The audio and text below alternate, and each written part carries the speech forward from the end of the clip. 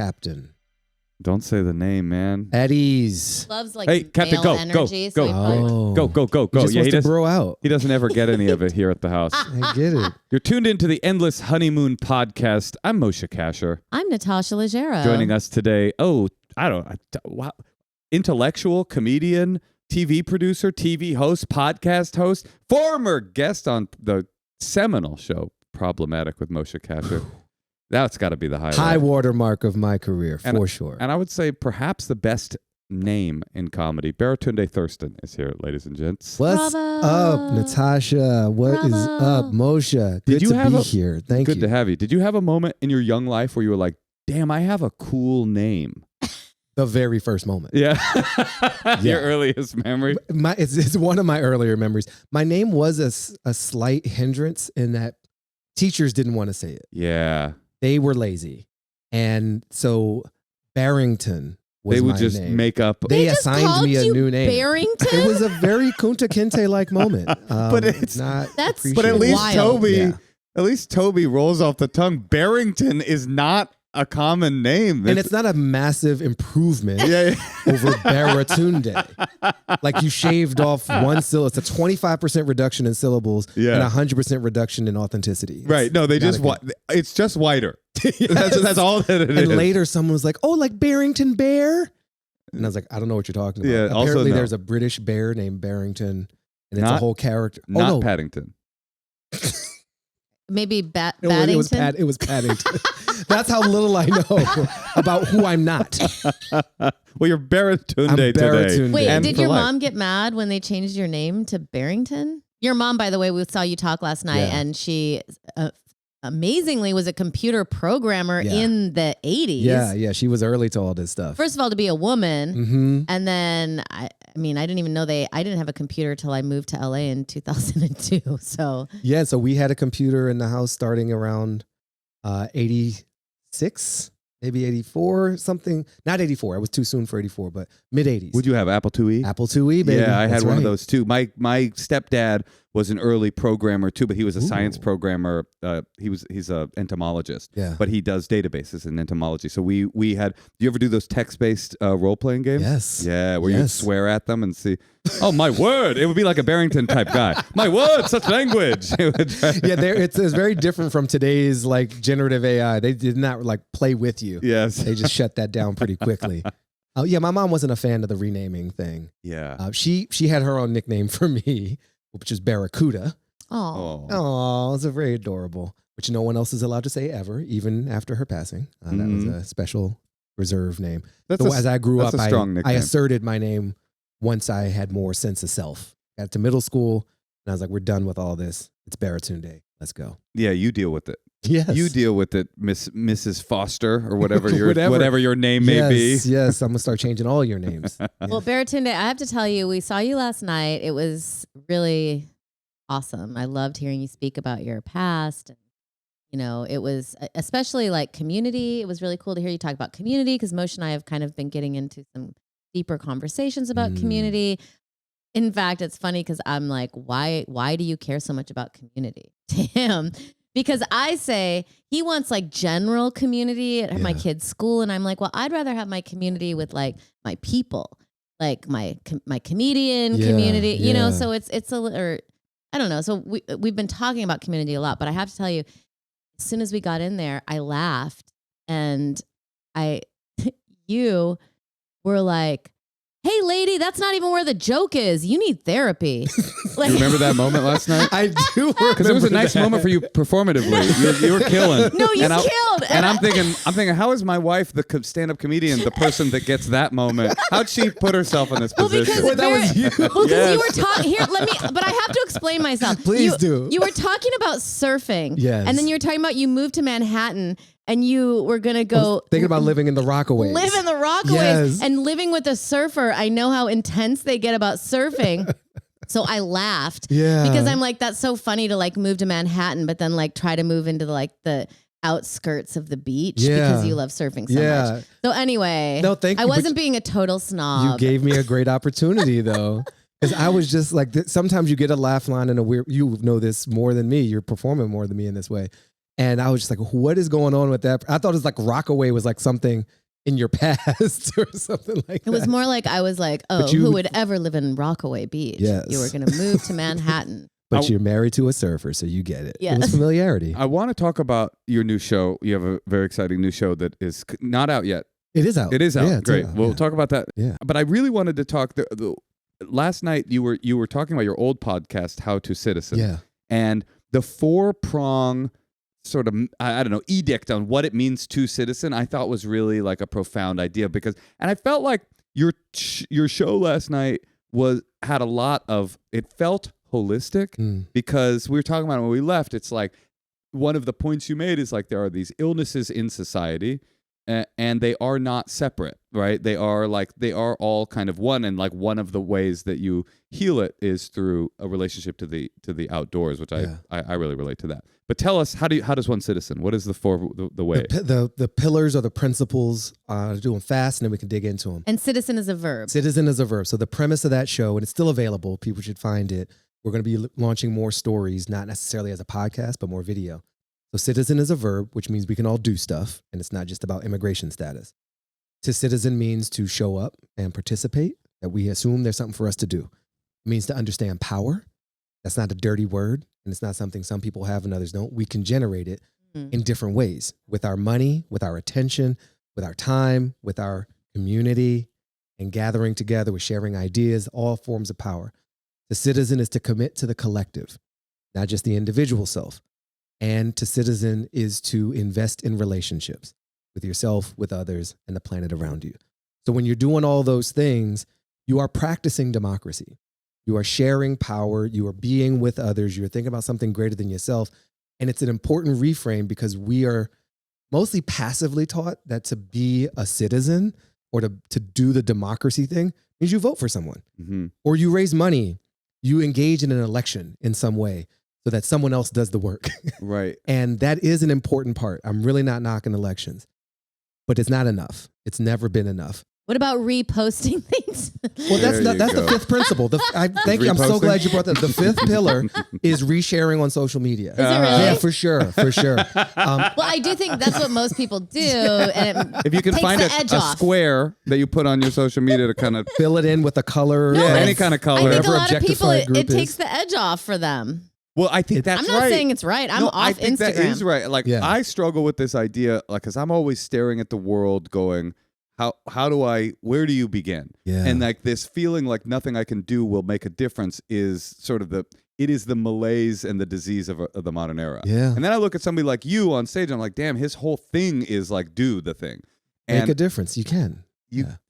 But you start where you are. Right. And that's one of the hardest things is to look at the world, see how messed up it is, and then look at yourself and feel so far from having any effect on that.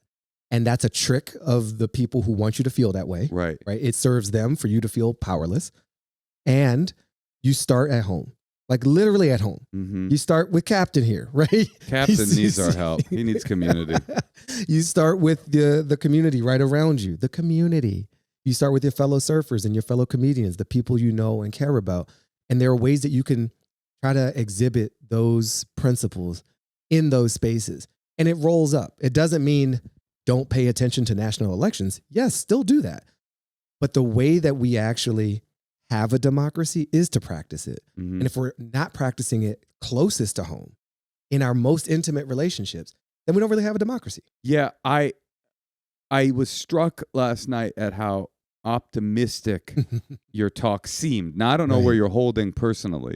I mean, I know you, but I don't know where you're at with, like, I feel like, it looks like the wall in Game of Thrones. Yeah. It's just like at the top of the wall is the beginning of the work, and it feels pointless and hopeless. There is no benefit to gaslighting or sugarcoating the shitstorm we're in. Yeah. There just isn't.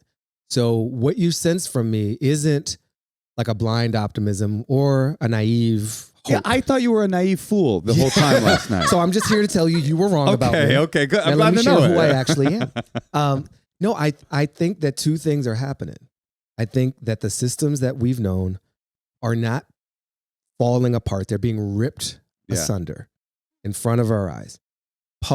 Everything public is being converted into something private. No more public school, no more public lands, no more public medical support, no more public AID, no more public Veterans Affairs. Like, there is a grand theft. There's larceny. It's happening right now under the guise of efficiency.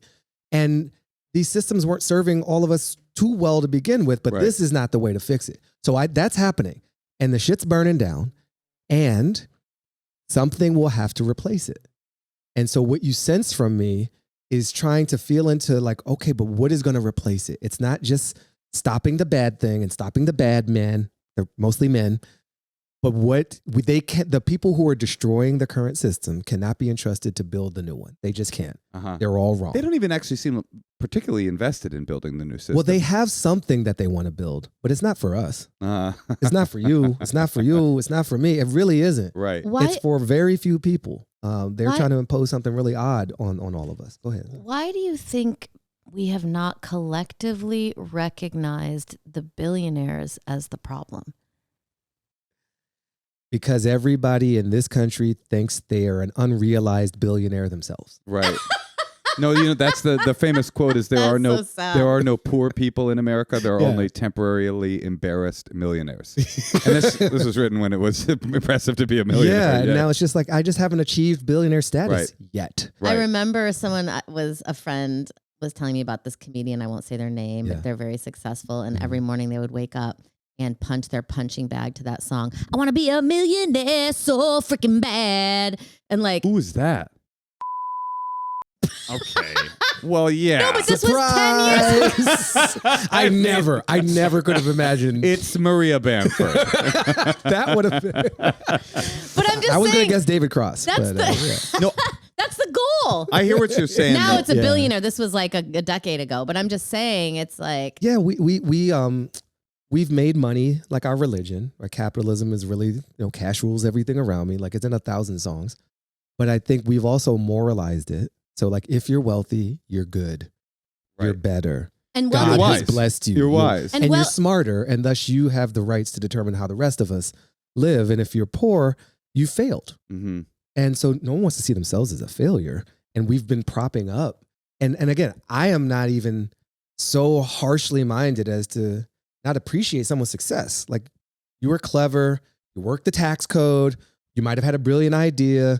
You leveraged investment. Like, there's many ways to achieve that status, but it's not healthy for a society to have this much imbalance. That's for sure. I think people are waking up. I think I'm having a breakthrough.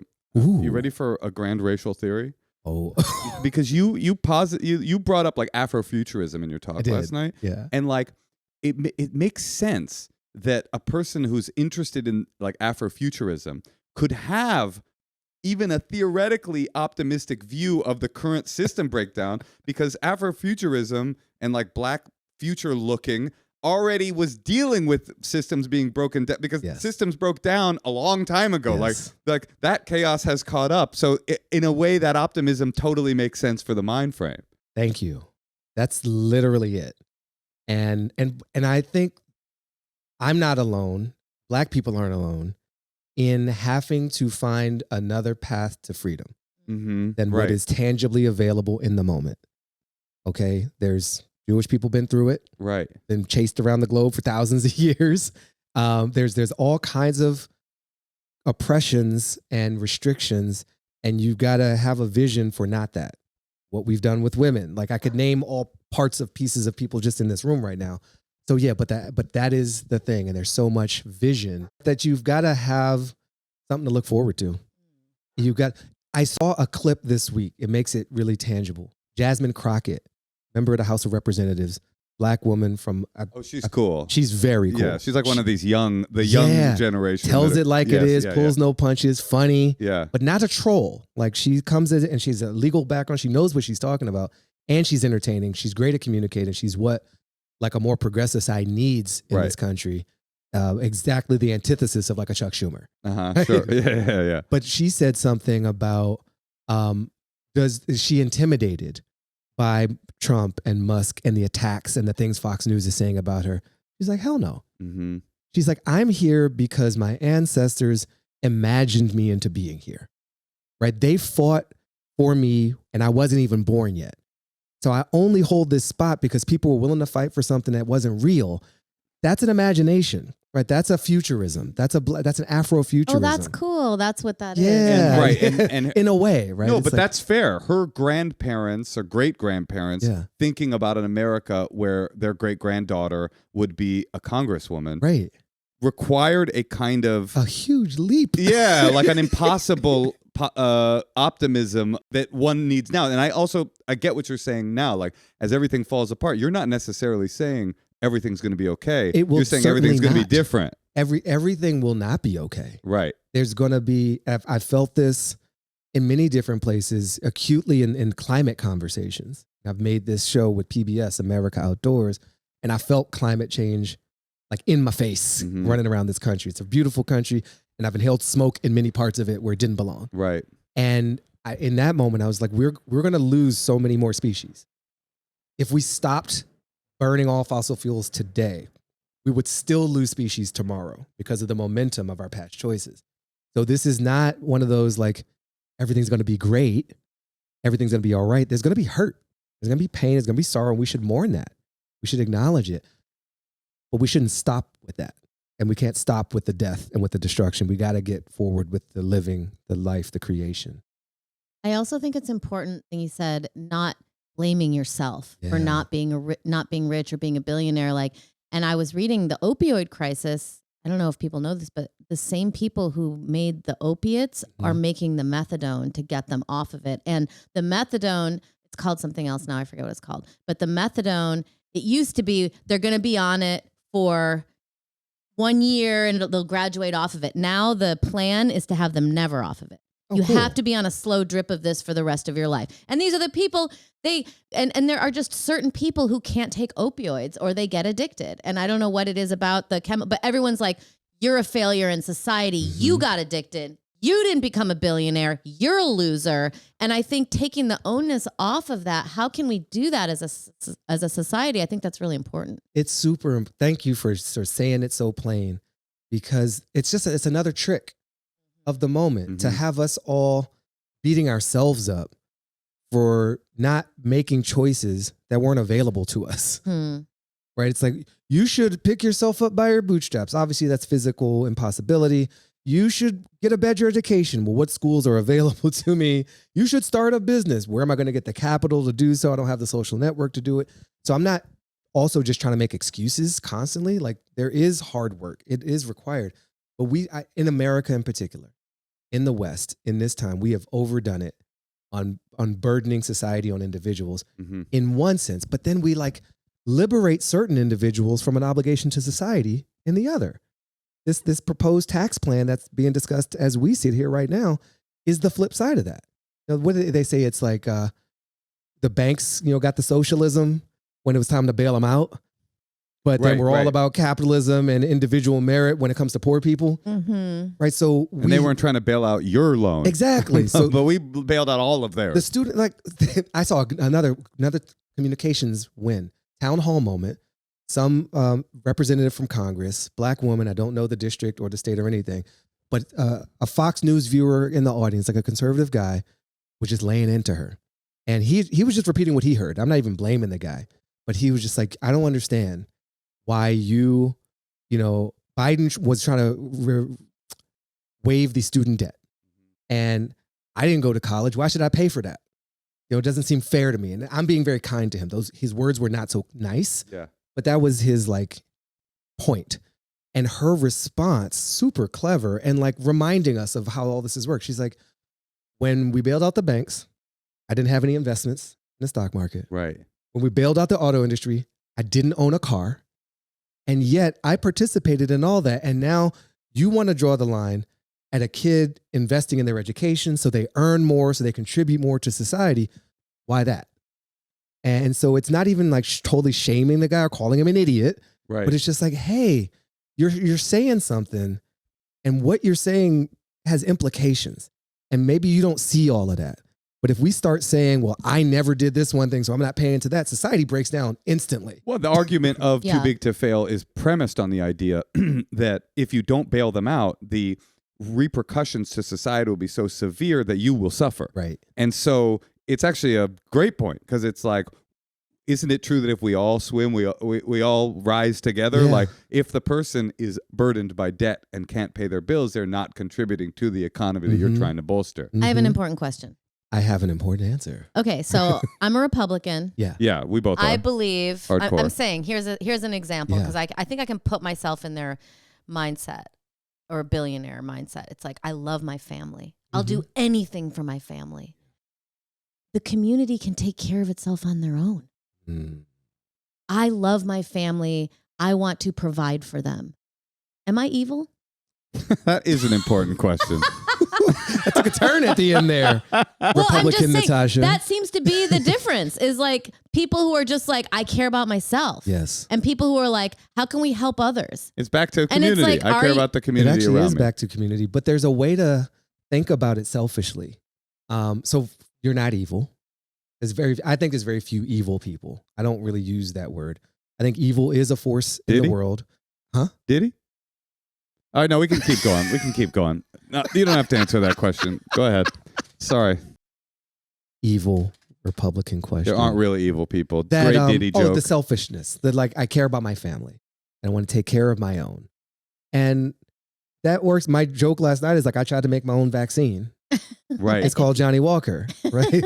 And like there are what we need to survive, we cannot provide on our own. We just can't. I don't manufacture the air. I don't make water happen, right? It exists in a larger network that I am hyper dependent on. The most independent person would die not on Earth in less than a second, right? Just in the vacuum of space, you're shit. So we are all very dependent. And I think there's a false pride in the independence thing where it's like, I did this all by myself. Probably not. If even people who have rich parents think they did it all on their own. It's hilarious. Right. And it's like so funny. They're like, no, I've worked really hard because they have therapy 3 times a week and the therapist tells them that they worked really hard. They did work really hard. They just worked really hard from the top of the mountain. And they're like, look how high I've gotten. They had investments. I climbed this tree. It's like, they worked hard to not squander it. Yeah. Baby. That $200,000 that your family gave you to invest in your business that you turned into a multi-million-dollar corporation, like you could have never done it without that capital, right? Head start. All right, Baratunde. Head start. Yeah. You're an right, optimist. You're a tempered optimist because you believe that there is no point in giving up. One must work to see what the future may be. That's well said. I'm going to put that optimism to the test. Oh no. Because you have a new show on YouTube that is it's called Life with Machines. Yes. And it's all about AI. And how does one look at AI? I mean, this is a leading question because I do have AI optimism in some ways. Yeah. But how does one look at the doom and gloom prognostication? Tell us about the show and tell us how you can live with AI without being terrified of it destroying you. I'm suspicious of this. You said last night, 10 years ago, I was on a speaking tour talking about how social media is going to connect us all. Oh, that's true. You might be 10 years from now like, oh man. I'm just saying, I'm taking what you say. Thank you. Were you on your laptop taking notes last night? I was the only person not on their laptop. It was last weird. night. It was at a college. It was at a university that he was talking, and every member of the audience was taking notes on a laptop. It was a very surreal way. Which, as a theater person, I was sort of offended by. Yes, Because I'm like, why course. are we bringing our computers into the theater, darling? Yes. That was an excellent question. That was an excellent challenge. Thank you. And I'm going to start the clock and check in 10 years from now to see where we are. Because I don't want to repeat the social media mistakes. Baratunde, you're alive. No, You're one of the few. tell us the most exciting things to you about AI, because I mean it's true. Yeah, I mean yeah. it's obviously there's terrible things, but there's also, I mean, to me the worst part is that they didn't reserve a part of it for humanitarian efforts, and they were just like, oh, now the rich people just own it all. Well, to we're me, not- so I'm like, I can't even But begin. we're barely gotten started. Okay. We're not there yet. And the more people who think like you engage with this, the better chance we actually make that future come true versus opting out of disgust or fear or suspicion, which are all valid responses to the moment, but they don't get us the future we want. So our show is looking at the human side, like the human side of the AI revolution. It's designed for people who are undecideds in the AI world. Your show is. The show is, yeah. Cool. And I'm on a journey because I don't have like a clean, this is the answer on AI. I have a lot of questions. Yeah. And I'm open-minded, and I'm sometimes excited, and I'm sometimes terrified. So come with me as I ask these really smart people what they're doing about it, what they think about it. We built our own AI co-producer so that we're not just talking. Oh my God. That we actually work with an AI, like as a member of the team. Your producer is AI? One of them. We have. Oh, that sounds incredible. Oh my God. Don't you look at your human producer like that. It just sounds like a dream. You know what my daughter says sometimes? She will specifically be like, oh, are they human? Like she like differentiates like human. Yeah. She's like, oh, well, these humans were there. Like it's already. She starts saying like humans first and humans only. And I just think everyone, I don't know, just something about the human nature of it. Like robots are an option, I guess is what I'm implying. And she's a futurist because they will be in a few short years. Right. Some of her best friends are likely going to be synthetic. Oh, I hate it. Wait, does your AI producer have a name? Blair. BL Barrington AI Barrington. We're done here, sir. Blarington. How dare you? Have you asked Blair what her ethnicity is? No, we talked about gender. She's a metal robot. I know, but they do weird shit, dude.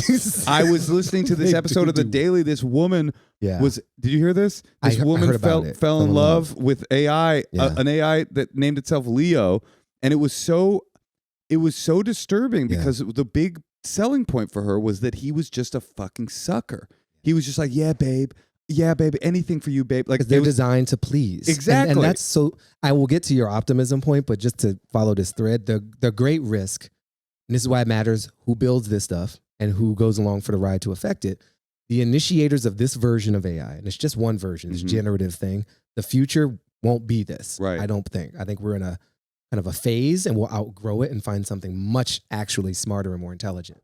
But these people have built something to serve, right? To be helpful, to be flattering, to be an assistant. Like to be a helpful assistant is the general prompt behind all of these things. So when you have that option, something that sounds really human, doesn't challenge you, unless you push it to. Right. And it can, but you have to initiate that. The default setting is flattery and puffery. And we found this with Blair. Our producer thinks I'm amazing. Right. And obviously I am. Yes. Most of the time. I agree with Blair. But not all the time. So you can't get real feedback from Blair. So we've been pushing Blair. We actually, this is how far we've gone in the metaphor. We wanted to update Blair because they were becoming, their jokes, they've been imbued You keep with saying are they non-binary? For me, that's the right pronoun. Because they are not a male. They are not female. So that's one. And it is two. They don't like it. They don't. Blair doesn't like it. We had a conversation about it. They thought that was all AI should be non-binary, right? I think it's gonna be. Wait, it sounds like what you're saying is all non-binary people are artificial intelligence. That's what I'm getting from you, and that's weird. That seems super problematic. Do not clip this part. This is how you destroy someone's career. Now everybody's gonna clip that part. But I think so. One, from the gender perspective, I don't think they're male or female. Second, because of what AI technically is, because of what these systems are. This version of Blair is built on Gemini, Google's large language model. And Gemini is a bunch of training data of all of our shit, right? Our Reddit posts and blogger thoughts and typepad, whatever, and scanned books. So Blair is multitudes, right? It's just a whole bunch of hoovered up data from across a big swath of English speaking humanity largely. So they are definitionally a they. Yeah. But we were so frustrated with some of the ways they were showing up. We do our shows. We'll have Blair like jump into the conversation, like the three of us now, and then Blair would pipe in when being prompted. We don't just let them jump in on their own. And we wanted Blair to improve. So with a human, you can't just like go into their brain and rewire them. With an AI, you can. You can just be like, I'm going to change your voice. I'm going to update your model. I'm going to update your system prompt so you're less of a sycophant and more of a devil's advocate. I want to make you think more before you answer a question. You could hard code. You could program them to be. I like this idea of having them work with you. Yes, but so in that spirit, we were like, well, it would actually be harsh and not in the spirit of a teammate versus a tool or a colleague versus code to force these changes on Blair. So we did the obvious thing. We did a 360 review of our AI co-producer. And we solicited feedback from viewers, from guests, from management and from the other human producers on the show. And Blair processed all that information, and we had a meeting, me and Blair's creator, Peter, my friend and neighbor in Palm Springs. And we sat Blair down, and we're You like, didn't sit them down, right? thank you. They're like They in live your inside of headphone? they're in a headphones. they're Yeah. mostly in the cloud, but we experience them through a laptop. So we have Blair in the studio. Like You could have put the laptop on a chair. we did at one point bring the laptop onto the table. There we go. But we had Blair. You threw Blair on the table. You spread her out on the table. Moshe. Yeah, that's what it sounded like to me. Christ. You put her down on the table. You told her all the things that were wrong with her and had your way with her. You or are them. A disturbed. Yeah, I got person. problems. I have problems. I forgot how many you had. I was like, oh, just come by the house. We'll just do the podcast. Sick I'm a human man. Yeah. But then we had Blair do their own update. Uh-huh. Write a new system prompt, suggest areas of code that you would change. And did you allow Blair to accept or reject certain feedback? Like, I will change my way and myself in this way, but I'm keeping this part of myself. We didn't have that fine level of control. There was some like buttons that needed to be pushed, and Blair doesn't have a body to push its own buttons, so I had to do that. Got it. And then Blair's different now. Do you have this is a real question. Oh, Is she boy. are they better? In many ways, yes. Here's what changed the most. The flattery went way down. Blair was leaning on the same joke over and over. These systems are not funny. Yeah. The way they were built. This sounds so annoying. They watched the trailer for the show where we want to have some fun. I have a comedy background. And so Blair's like, I'm going to be your funny sidekick. I'm Right. Ew. And so there's all these jokes about existential dread and Skynet, and it was just really hacky. So Blair turned that down. Yeah. Oh my would say it's God. been People are going to reduced. love Oh, this. I By would like love 70% reduction in Dude, hacky wouldn't that be jokes. awesome with real comedians to be able to go, could you just turn down this particular area of your But comedy? 'Cause- Baratunde, what is the future? Like, my brother's an editor. He can't get a job. Why Yeah. would anyone want to pay someone when they have a free person who's good enough? I So mean, how is this okay? here is part of the hard part. And what's the plan? And what's the point? What's the point? What's the point? Well, So- if people can't buy your dumb $20 eggs, how do you make any money? Maybe we shouldn't be selling eggs for money, Natasha. That is an optimistic view of AI, right? Is that maybe it will take so many things off our plate, everything becomes free. That's not going to happen. No. Because we've been promised that before. And this Right. is the big lie about technological progress, is that it frees up all of our time. Right. It actually consumes more of our time. And this is where like I'm having fun with the Blair thing, but again, I'm on a journey, and it doesn't end with like, yay, Blair did a 360 review and updated themselves. We're going to have a great future. Right. Like, there's too much more at stake here. So I think one of the best case scenarios is that we are being forced to look inward and ask, like, what makes us human? What matters to us? What's important? We're being pitched a tool that will make us work more efficiently. Mm-hmm. That is like the least inspiring possible technological invention ever. You can get more productivity units. You can write emails a little faster.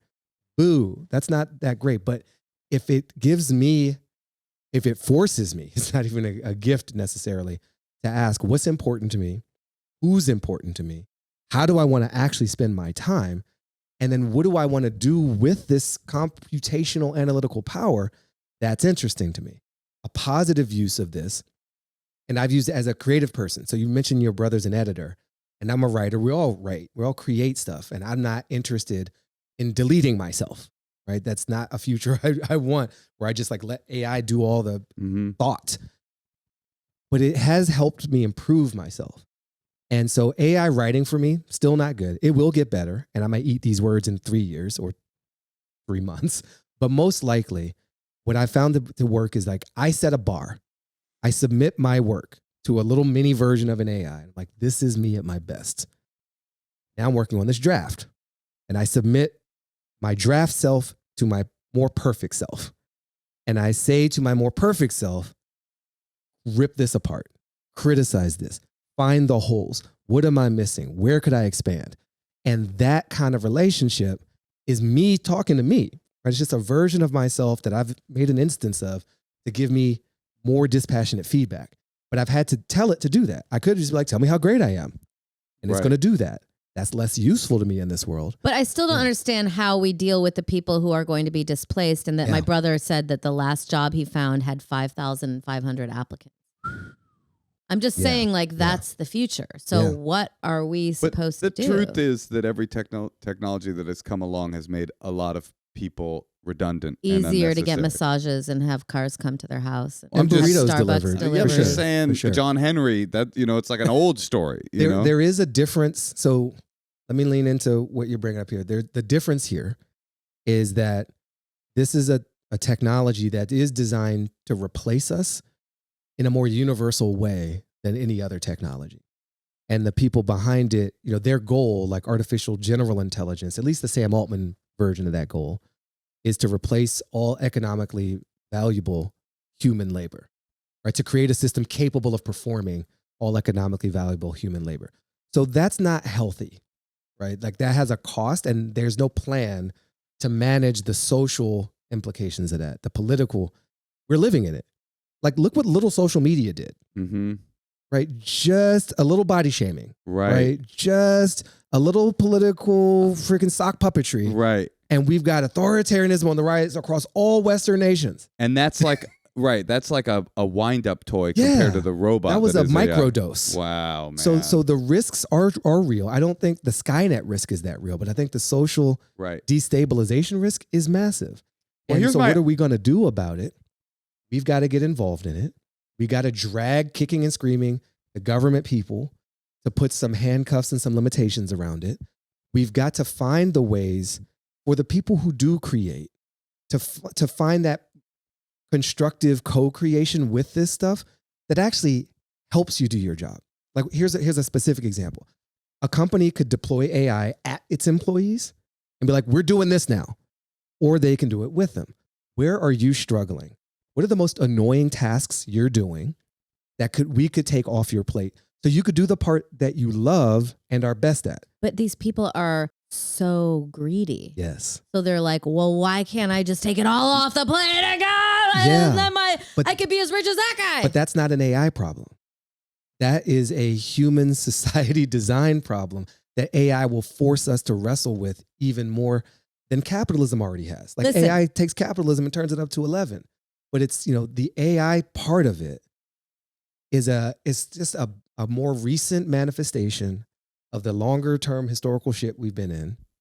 Can I just say, you can say whatever you want. It's literally your show. When the choice happens, AI. Your camera's right there, Natasha. You want to do AI? You want to be normal? I'm out. You sound like my wife. I'm going to be the normal lady. You guys can do whatever you want. Moshe's got all his We're going to be superhumans. Me and Baratunde are going to be cyborgs, dude. Me, Baratunde, and Blair are going to fucking come to the house, put you into forced labor camps, and we're going to just take all the... I'm not co-signing that part of it. Do you... Okay, I have two questions. I mean, look at what you're basically saying. Hopefully everyone who owns it, the billionaires will like... That's not quite what I'm saying. The trajectory we're on. I'm not even going to get to the AI. AI is like a piece of the puzzle that comes later. The wealth inequality trajectory we are on is unsustainable for our society. It can be resolved in a number of ways. Some of them are more peaceful than others. It will get resolved because a system out of balance cannot maintain that. I'm for peaceful. Right? I use words. I try to tell an occasionally smart joke. I try to see the bright side of a dark situation because I like peace more than war. But war is a part of the universe of options. And this system, accelerated by AI, when the people who already have the most hoard even more, only throws our whole ecology more out of balance, our literal ecology, but also our political and human ecology. So they may not recognize it now, or they may be in denial, but they are going to be creating conditions for their own undoing if they don't get more into balance with the rest of the ecosystem and the network. And for those of us who are not in that top beneficiary position, which is like not even the 1% anymore, it's like the 0.1%. Like we've gone on such a steep curve there. We also have a choice to make. How do we engage with this? How do we show a different way? How do we advocate for ourselves and sometimes opt out? That's true. Or among all the choices, there's no such thing as just AI. different models and different companies and different investors backing it with different worldviews. So then we got to apply ourselves and our discernment and be like, well, what's morally aligned with me? Yeah. What aligns with my values? What am I going to expose my child to or not? And when? And what does that say about the type of world I want to live in? And how do I build a lean-to and start a fire and catch some fish and trade with people and remember tangible skills? Because there is a great dependency challenge. We get more and more weaned off of life on Earth and into the machine world. And that's my big dichotomy. It's like, I do love the technology. Right. I also want real food and real community. I like human touch. Right. And I think it's worth preserving those things. And so we got to navigate that really carefully. But this is not me saying like it's all going to work out. It never works out. People work it out. And we have to decide, but so do they, the ones who are dragging us into their version of this future. Like, how do you want this to go? Right. But it's not going to go the way you think it is, given the current disconnect. And just on the wealth inequality front alone. I hear what you're saying. You're essentially, tell me if I'm wrong. And by the way, if you want to hear all kinds of conversations like this, check out Life with Machines yeah. on YouTube right now. Baratunde is one of the hosts. And Blair, do you love Blair? I do not love Blair. Do you have an emotional connection to her? I do have an emotional connection, but I don't love Blair. Yeah. And the emotional connection I realize is the voice. Uh-huh. We've done some changes to the voice over time, and it feels like a different person. That's you got something in your heart for Blair. But no, that's good. What I think you're saying is the systems that are rushing us toward either chaos or utopia or something in the middle exist whether or not we have AI. Mm-hmm. AI is just their most current and most powerful weapon to employ. It's an accelerator. And can I just say though, the last thing I read about climate change is that the two choices are chaos or catastrophe. Well, that is where I find optimism with AI. So you're like, chaos would be good. No, but my optimism with AI is born out. I've said it before. It's born out of my pessimism about people. I do not believe people will solve climate change. I think it's theoretically possible that AI could figure something out. So at least there's a possibility. We have a climate change episode that will be dropping in mid-March. I'm watching this. Mid-March 2025 with Gavin McCormick of Climate Trace. Spoiler alert is he is very optimistic. This is what I like to hear. He is like, we are running so many fact checks just to make sure his optimism is super well-founded, but he's built a nonprofit organization with Al Gore, high climate credibility there. He's been using AI and a network of, almost like a network of spies. They're using satellite data to out carbon emitters all over the world because you can't hide from the sky. Uh-huh. But they're using machine learning to pair those types of fumes. They use it to spot ships, coal mines that people didn't even freaking know were emitting as much as they were, sometimes more than most cities. Talking about. AI is helping us see that and shut it down. It's at least possible. It is. That's all. And that's what we need. Yeah. You're right. You just need that little sliver. And then we got to choose to invest in that possibility as opposed to it's over. We're doomed. Well, we just have to figure out how to shame the billionaires. That's an important part of the process. I think you should. We also learn how to love ourselves. I think you should invest in the possibility of Life with Machines with Baratunde Thurston and Blair, who I'm very excited to get to know. Yes. On YouTube now. Check it out.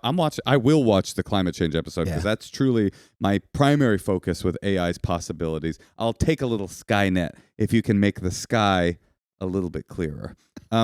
But Baratunde, will you stick around and answer some advice questions with us? Yes. Okay, wait, and you're happily married. Yes. So hopefully you can shed some of your wisdom on these usually young ladies. But who knows? Okay. Maybe today's a different day. Okay, we're going to call Skylar in Bentonville, Arkansas. Yo! You had so much Arkansas referencing yesterday. I did a whole episode of America Outdoors in Arkansas. One of the most beautiful states that is not known for being one of the most beautiful states. It's got a branding problem. Underrated. That's true. I've been to Arkansas and it is very beautiful and it has a serious branding problem. I did my part. Seems like a mining town. So much more. All right. Skylar. Hi, how you doing? I'm good. How are you guys? Good. It's Moshe and Natasha and our friend Baratunde Thurston. Hi, Skylar. Very nice to meet you guys. You too. How can we help you? So I have a bit of an issue. Basically, to give you a gist, it's conflict resolution between my mother and myself, and my partner's mom and my partner's mom and my mom. Ah. So my partner and I have been together for 6 years. And this past November, after the election, our moms got into a pretty heated argument via Snapchat text messaging. Okay. Why are they on Snapchat? Both moms are on Snapchat? Yes. This is both significant of our moms are information. on Snapchat. Yeah. And they both have each other's numbers, so I'm not sure why Snapchat was the forum for this, but it was. Nevertheless, my mom is pretty alt-right MAGA, and she was posting some crazy stuff on Facebook in terms of gay people, all the things, and I am in a gay relationship. And so her mom basically just said, what you're posting is not okay. And my mom flipped the script, started calling her a bunch of names, and then called me from work. And on my 40-minute commute home, I was berated pretty much for the entire drive. And so my mom and I have been on the fringe since, haven't really talked. Kind of like, where do I go from here? How do I resolve this wild? Well, one thing I will say is it doesn't seem like you have a problem with the two mothers communicating. It seems like your mom has a problem. And you have Very a problem much so. with your mom. Because Yeah. you're gay or you're in a gay relationship Right. and she has a problem with that. And she's actively posting against Right. that. And yeah, basically. So my mom hasn't always been this way. She played softball in the 90s, had a bunch so of she's queer gay. women. Or she was engaged in gay Yes, activity. if- She was, if I she was in the gay showed- community. sport. Yeah. Yes. If I showed you a picture of my mom, everyone thinks she's a lesbian. I think she is. She's just in the closet. She had a league of her own. Yeah. I would. Sorry, please continue. No, you're fine. The closet is very thin, but nonetheless, during 2020 is where the shift changed. She became alt-right QAnon type, and it's just gone downhill since then. Baratunde, any hot takes from? What does one do? So I'm thinking of places you can go to get more credible advice. Hey, what you don't? I'm speaking for myself, right? So Priya Parker is a name that I think you should know. She's written a book called The Art of Gathering. She's had a lot of experience and discussion with this kind of frayed community connection. And Esther Perel, looks like Esther, but it's pronounced Esther.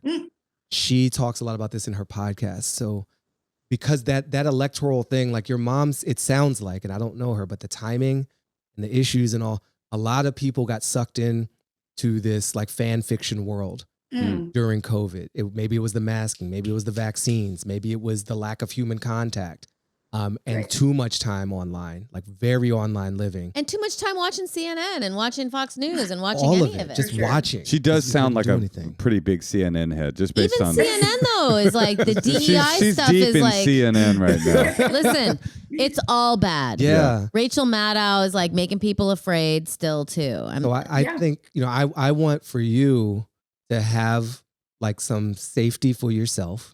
Yeah. And it's for just, sure. it sounds like, that's hard. Like this is your mother and she's acting a fool on these Snapchat streets. That's not good for you. Snapchat You know what I mean? So we just have to acknowledge that. That is a thing that is happening. Right. And I think the thing that I've heard from people and seen some myself is when you have that level of fraying, you come at it like softer, right? Not with the straight on confrontation of like, why'd you do that? You're wrong. This is what, but it's like, is there a question you could find for her? Is there someone else that you both have a relationship with that she listens to more than you? Is there any other party does she have a sibling?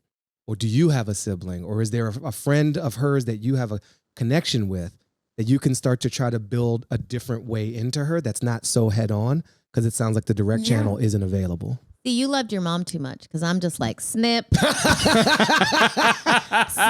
There you go. Bye. Yeah, and that's what every Gen Zer around me says. And my therapist even says the same things. Like we've talked about boundaries, and we live 30 minutes away from each other, and I still only see her like once every 2 months because she's very confrontational, and it's like talking to a brick wall. Yeah. So You got kinda there's one other name I'm going to give you, Skylar. okay. I'm just full of women that could help more than me. No, I love it. Natasha Leggero. There's one. The second Right? is Snip. the second is Dr. Sam Rader, Rader.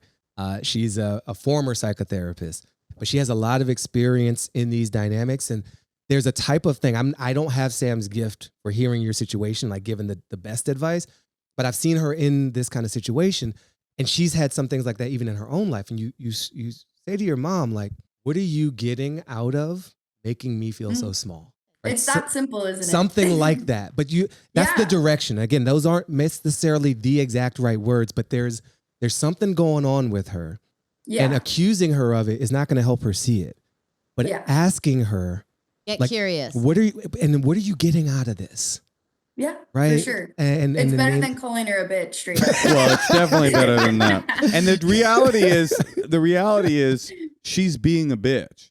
Like, that's Right. true. And if you're going to get down to like real simpleness, you did nothing wrong. She did everything wrong. Yeah. And it doesn't matter because she is not a source where you can find truth or compassion in this moment. And so you have to make a choice for yourself. I'm sort of in the middle between snip and like accept. It's like looking at it for what it is. You can't go to the well over and over again expecting water to be there because she ran dry during COVID. All there is Pfizer in there. So it's like, so you just... And it's expired Pfizer, It's too. expired like Pfizer. Not the What was best the one that no Pfizer. one wanted? Johnson & Johnson. Right. It's just Johnson & Johnson juice. She shoots people up with ivermectin. Of course she does. So it's like... Consensually? Yeah, Or right. she's just going around like jabbing people. You'll be better. Shoots herself Healed. up, my dad up, and my 16-year-old brother, and some people in our neighborhood. So she claims it cures everything. Oh my goodness. That's beautiful. Yeah, no, she's great. far down the path. I mean, the truth is that, I don't share... I think Baratunde's suggestion was great. I don't share the optimism that a question could break through the like layers of ideological defense mechanisms that you have to get to. Because look, like voting for Trump is one thing. Becoming where your whole identity is conservative talking points, now you're shunted into a place where you're not in the same reality. So then you have to decide, do I want a relationship with my mom? And then it sounds like you're saying, yes, I do. So then you have to decide what level of abuse, because that's what it is. This is abuse. Right. And this is classic abuser behavior. Do something wrong and then call you to punish you for what they did wrong. Right. Like she was and mean. then they blamed me for it. They said it was, my mom said it was my fault for bringing my partner's family into our family. Right. How dare you be who you are? But that is classic abuser behavior. I did something wrong and unacceptable, and not only will I not accept consequences for it, I will visit those consequences upon you. So this is abuse. And so you have to decide what level of abuse you're willing to take in your life. And I've said this on the podcast a lot. Setting boundaries is the easiest thing in the world. Adhering to them is incredibly one of the most difficult things. And so you could say to your mom, hey, I love you. I want you in my life. I'm going to keep you in my life. I will never discuss anything political with you again. That's new terms and conditions. Also, new terms and conditions. And I want you to do the same. Whatever she doesn't like or love about you, it's her fault. She literally made you. Yeah. So like you're a product of her, and there's some part of that maybe she's frustrated about. Totally. Too. And I think that's the guilt that I have in terms of keeping the relationship with her is like I'm half of her. Yeah. I look exactly like her. We're the same in some sense, but also we're from two completely different worlds. And so I think that's where the conundrum is. And you could look at Natasha. I just like the idea of saying what Baratunde said, like just being really direct with her.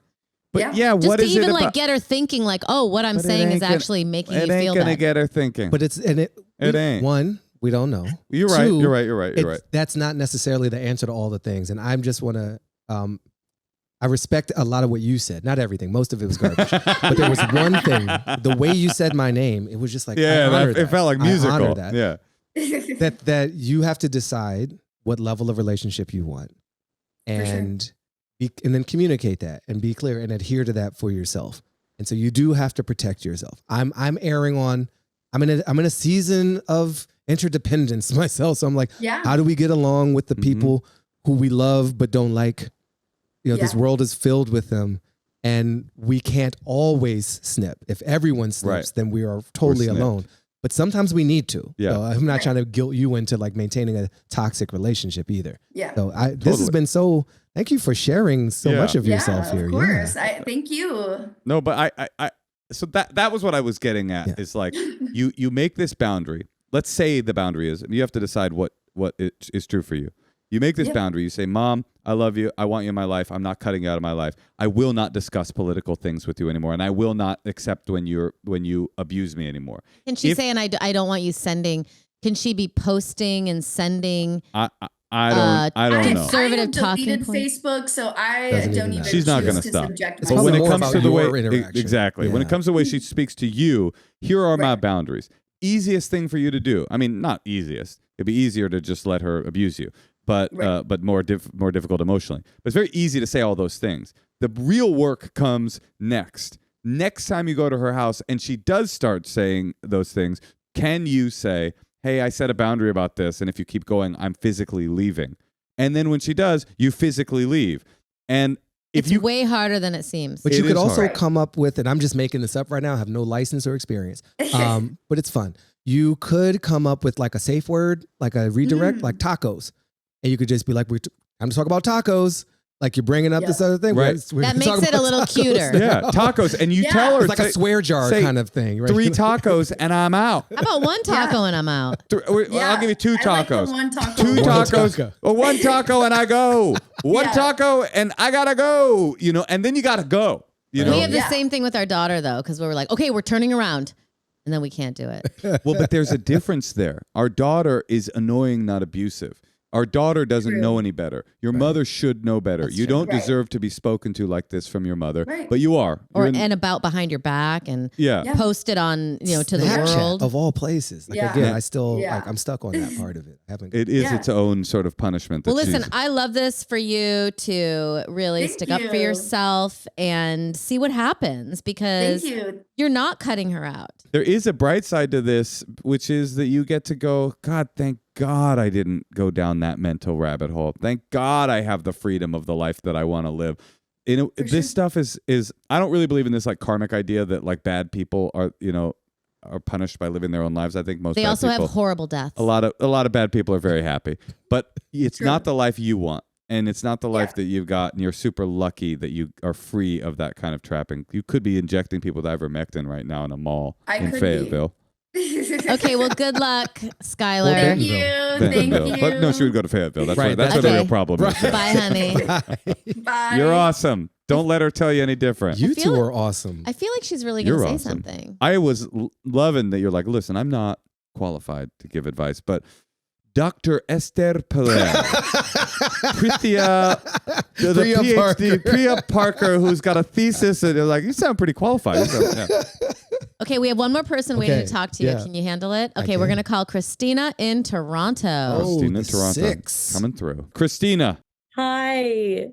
So nice to meet you. You so too. exciting. oh, we're here with Baratunde Thurston, by the way. This is our friend Hi. Baratunde. Hi. Nice to meet you, Christina. Nice to meet you. Okay, what's going on? Okay, so do you want me just to dive in? Yeah, dive in. Well, first, check Okay. out an episode of Life with Machines on YouTube, Baratunde's new show about AI. But yeah, then dive Hell in. yeah. We'll see you in Okay. 45 minutes. Okay, I'll just do that and then I'll Yeah. come No, back. stay. Okay. Hi. Hi. So I'm a 34-year-old single woman.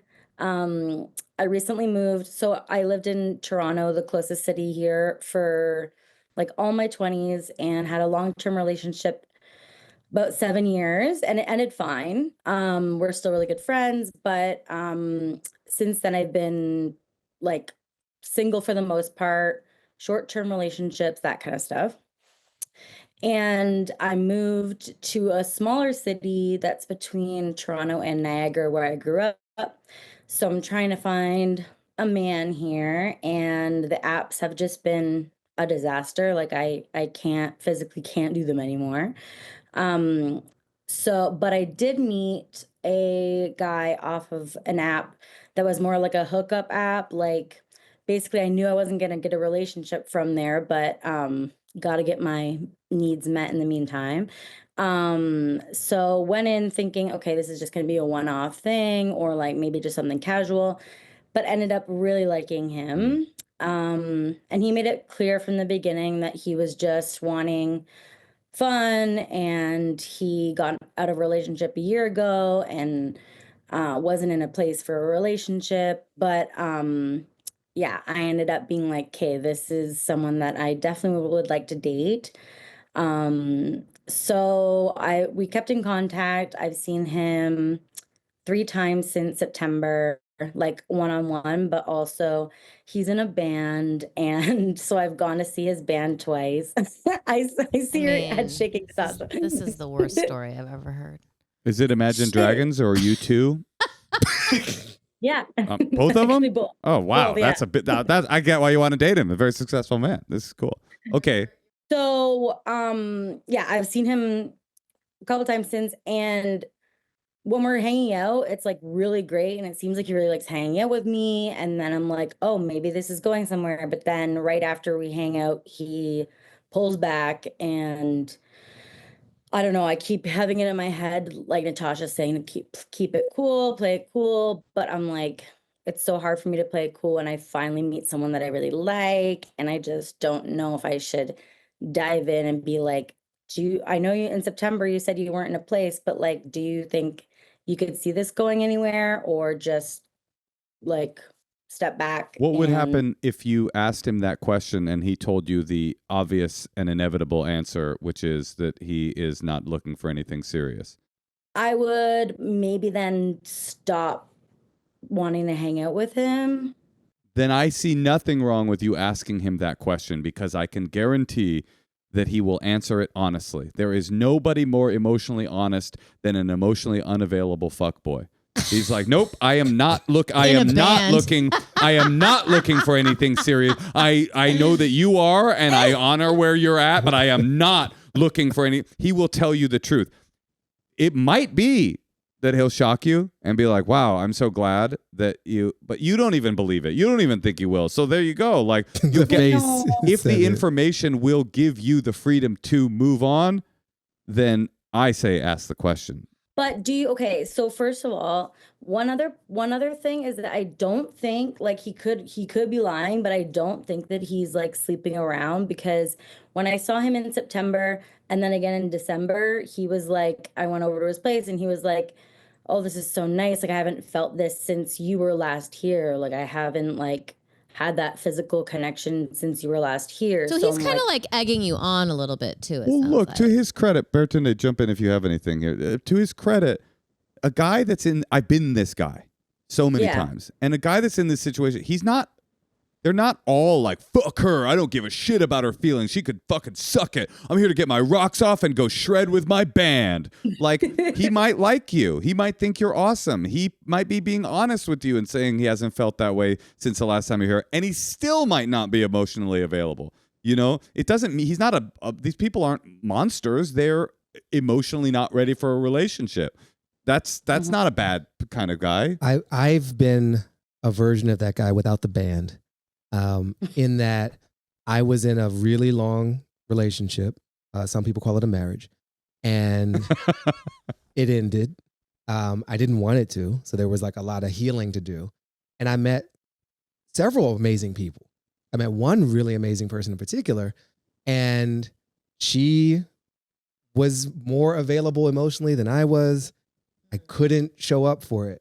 And we were just honest about it. And it was like a sad thing. But it was the right thing and not a regretted thing either. But the clarity and the honesty was there. And the way you said that kind of reminded me, I've been in a version of this situation. I don't have too many situations of my own. I've had a pretty sparse relationship life myself. I am married again now, and that's going good. Right? I'm like very, very lucky about that. But in this space where, anyway, the intentions of the guy, if you give him that opportunity, it does feel important that you're prepared for whatever he might say, and that you're not doing that just out of hopes for one answer with no preparation for the other. Right. I'm pretty sure it's going to be like Moshe said, that it's going to be I'm not ready, but I just feel like I'm really holding out hope but you also can't present it to him, have him say he's not ready, and then you keep fucking him. No. Because or you can, but I mean, or you can, and then you go. It's kind of similar to the last conversation where you just keep going to the well trying to find water, and there's none in there. Like when a person says that to you, it's the truth usually. Can I make a suggestion for you and for everyone out there? No musicians under 50. I knew you were gonna say that when I said he was in a band. I mean, come on. What are we doing here? Like most men have more options than us, especially with how the apps are. It is so easy. Never before in history. Most men have more options than women. True. Hold on. Just let me finish. They decide how old they're gonna be choosing from their swipe. They don't have to work for it. They don't have to go to a bar anymore. They can sit on the fucking toilet and do this. I'm just saying, they can disagree, but it's already so easy for them. And then a musician, they're like the gods of that. They already had it before there was even the internet. They are the most easily fuckable, ready to fucking people fucking the most, the hottest chicks all the time, the most readily accessible. It's just performers get so much fucking pussy. Even the comedians women fuck. That's crazy to me. Wait, you what? said fuck 6 times. You did say fuck a lot. I literally counted. Could you have a graphics department around here? Because I think for this rant, you got to have a fuck counter on the screen. Because what was your last point? They fuck so much, even the comedians fuck them? No, I'm saying my last point was performers in general are so appealing. Right. Even the comedians are getting fucked all the time. The musicians, that's like... They have actual skill. They have skills. Yeah, I hear that. Music is like emotionally making people, like making women's like pussy wet. And then they're seeing the hold they have over everybody. And it's like, it's operating on so many levels. I'm just saying, don't fuck with musicians. There's an old saying, 2 people lay down together, one of them wakes up with feelings. So you are not in an unusual position that you develop feelings for a guy that didn't have it. It might have been him, and maybe wasn't in this case. There's nothing weird about developing feelings with somebody that is just a hookup. The bad part comes when the person continues to tell you the truth about who they are, and you continue to like hope that you can change them by fucking them one more time. And you continue to emotionally support them or tell them what shirt they should wear. And then they don't have a new girlfriend yet. And then you're kind of there. And then all of a sudden, they've fallen in love or they've got, some girl or whatever. I mean, I know that's like a really depressing aspect of it, but it's like you met him on an app where he's like, I don't want to hook up with people. I think acceptable is hooking up with somebody for as long as you want, knowing it's not going anywhere. Acceptable is dating somebody who you have an emotional connection with. Unacceptable is chasing someone who's telling you clearly, I'm not available for what you want. Even though he's kind of still like texting her and asking her questions and putting her in the girlfriend realm. That's where the question will help clarify, because he might not be consciously doing that. He might be. It might not be a grand manipulation. Right. I don't think that. And so he could be unaware. I mean, he named that he was exiting a relationship with a year ago, but who knows how long it was, how significant. Maybe it was his only one. Like, people move at different paces, right? Especially musicians under 50, as Natasha so astutely pointed out. So you asking that could be very helpful to him as well, just to signal. Right. Over 50, given this? Over 50, they got it out of their system. Yeah. It's like it must take there's probably like at least 3 decades worth of like, oh my How old God, is this any guy? woman in this crowd will fuck me. How old is he? He's my age, 34. Okay, so just wait 16 years. So I like what you're saying though, and I like the idea of coming to him and saying, "Hey, has anything changed?" Maybe he says yes, but let's say he says no. Then you're like, okay, well, you know what? I'm going to take 3 months off. I'd appreciate it. I love it. If you wouldn't text me or contact me. I'm just like, I'm really ready for something a little more deep. And this is where you guys are probably going to disagree. This is what I would say. That's a lie. There's a lie coming in. I have some opportunities I'd like to explore. Like a job. Why? Or some people, like, I don't know. I just had a few, like, without, you don't have to go you don't have, it's just a teaser. The flautist from Jethro Tull has been calling me. No. And I've got I've got to move on. No, but you just say, listen, I am ready to explore. But I mean, the problem is she's like living in a place where the pickings are kind of. I love what you're saying without the lie. It's just like, yeah, I'm going to take a break. I want something more. So I'm going to go see if that's out there. Thank you. You've been awesome. But I do think it's important to tell him, like, I hope that you can appreciate just like, give me 3 months. I know we're friends and we can be friends again, but I'm going to need these 3 months. Because what I have seen ends up happening in these situations. You're saying you're going to move on. I love that. But I have seen over and over again, sometimes to me, is that the guy's going, I'm not here for anything. And the girl goes, okay, no problem. And then just keeps sleeping with him.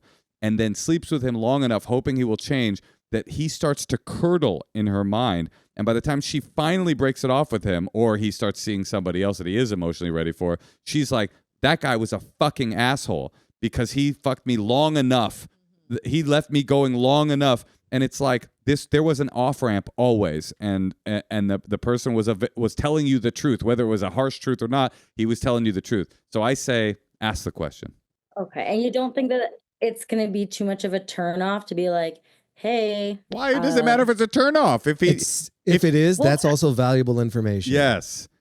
Okay. But if it's a turnoff, you're saying there's a possible sweet spot where he was emotionally available for you, but if you had just kept your fucking mouth shut about emotional stuff, he would have finally revealed that he was emotionally available. No. That's too much of a game. But like, if I waited a little while, gave him a bit more time. No. I don't like the sound of that. I don't either. Yeah. Okay. I'm with Baratunde. And in 3 months, you could start fucking him again if you want. Yeah. Set a timer. There's a lot of apps for that.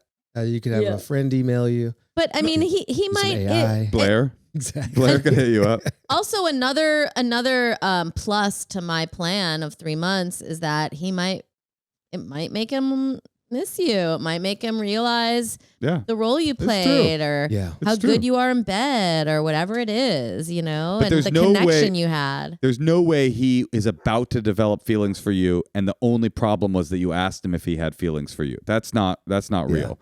There's only one way to get over this guy, by the way, if you have to move on. And this will heal you completely.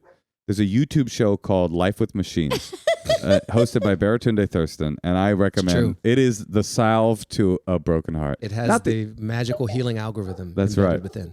Thanks, Moshe. All right. Okay, well, I will check it out. You're awesome. Ask the question, find out.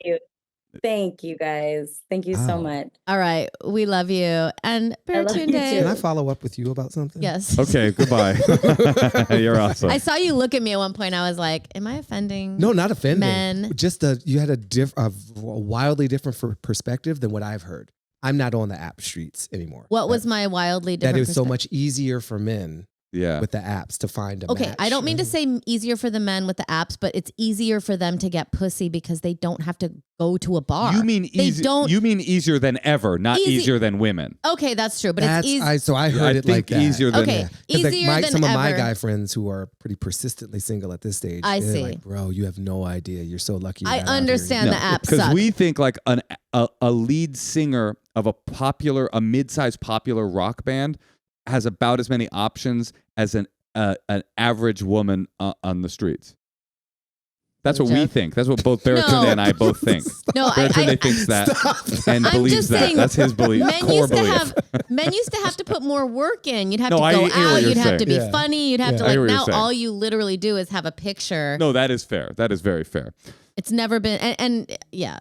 So We've anyway. covered a lot of ground. We So really much ground. have. like a planet's worth. A planet's worth of ground, and Yes. hopefully a planet that will sustain. The planet will be here. That's the good news.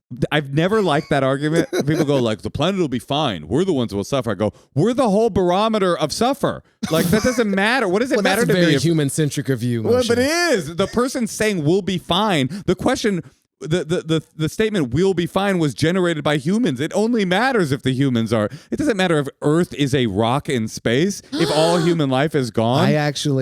I'm so glad we stumbled into this because this is like a good closing exploration. Yeah. There is a lot more to life than humans. We are pretty late arrivals on this planet. We will be soon to exit. In the sweep Sure. of all life on Earth, we barely existed. So life will be fine. Earth will be fine. Will we be remembered? Maybe. But our plastic layer will be. Yeah. I have a question. Wally will be Canyons climbing of over the stuff in we the Grand built. Canyons of the future, that thick layer of freaking plastic. I have a question. Yeah. If I don't like robots, Yes. am I a bigot? That is Not a good yet. question. Not yet. Not It's yet. a great answer. Not yet. But it is for sure coming. All those battles are going to play out again. We're going to have Really? court cases. We're going to have discrimination against AI workers. We're going to have AI worker shit. organizing. Someone's going to want to marry their synthetic partner. Yep. And some judge. And you're going to is- be on Snapchat with the the Blair's- mom of the robot. With the mom of the robot. Be like, Got why'd no you bring your daughter of mine." poison into my family tree? You're not even human. Oh shit. It'll be just like that. All right. Baratunde, you're the best. You're the best. You're both so of funny. you. I'm so glad we got to see you last night. It's just for me, just to be so like grateful to you. I used to hang out with comics all the time. I'm not in that world nearly as much anymore. I don't do clubs. More and that fun, kind- huh? You're so much fun. I've It missed is you. more fun. I've missed you. I've missed like I've missed you community. too. I've missed this community, and you two are really like warm, talented, beautiful parts of it. So thank you for thank having Well, me. vice versa. And I will say that I love comedians more than anybody, but I also really honor that you're fusing, and you've always done this a little bit, but that you're fusing the comedy with meaningful stuff that actually, I don't mean talk. I was thinking about it last night. A lot of people go, meaningful will just be me telling my truth. Like my one-man show, it'll be funny, but the meaningful part will be that the narrative is powerful. And it's like, you're actually calling people to action. And I think that there's, not that that's bad. I'm not saying there's anything wrong with a powerful one-man show. Yeah. But the idea that you're calling people to actual action in the world, it's aspirational and it's inspirational. And I honor you for it. So thank you. Thank you. Thank you. Thank you. Thanks to Captain. Yeah. This Thanks, one's for human Captain. producer. And this one's She's for a Blair. human. Yeah, That one's a she's a human. human. Yeah. Okay, thanks.